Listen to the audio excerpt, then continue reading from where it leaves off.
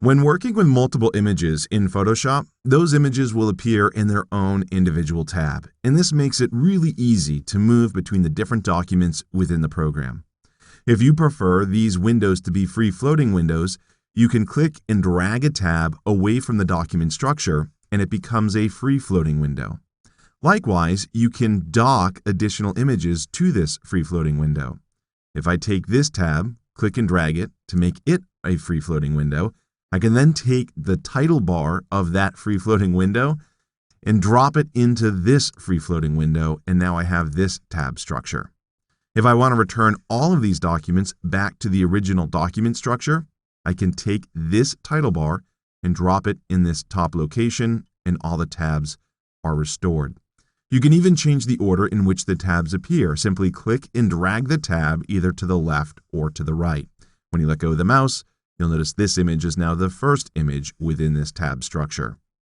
Now, there are a lot of viewing options when it comes to working with multiple images. If you come up to the Window menu, under the Window menu, you can select Arrange, and you'll notice you have all these options and little icons to represent what the icons mean. For example, if you want all of the images to tile vertically, you can select that option, and now we see all of the open documents tile in a vertical fashion. I can come back to the Window menu, and from there I can select Arrange, and you'll notice I could also view this in a 4-up stack. Now I'm seeing all 4 images.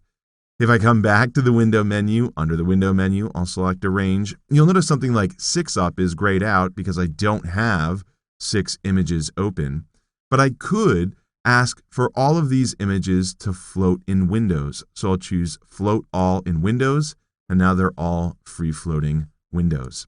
Of course, I can easily restore these back to the tab structure by coming back to the Window menu, selecting Arrange, and then choosing Consolidate All to Tabs. And now we're back to that original tab structure. One last thing that I want to show you is you can control properties across documents. If we come back to the Window menu and select Arrange, and we do something like 4-up again, here we can see that the zoom levels are different on each image. This image is at 66.7%. Likewise, this one is too. Here we have one zoomed in at 33%, and this one's zoomed at 25%. If I want all of them to be zoomed at 33%, I can select this image so it's the active image. Then I can come back to the Window menu, and from there I can select Arrange, and here I can choose Match Zoom. Notice you also have Match Location, Match Rotation, or you could match all 3. But in this case, I'll select Match Zoom, and now they're all set to the same zoom level of 33.3%.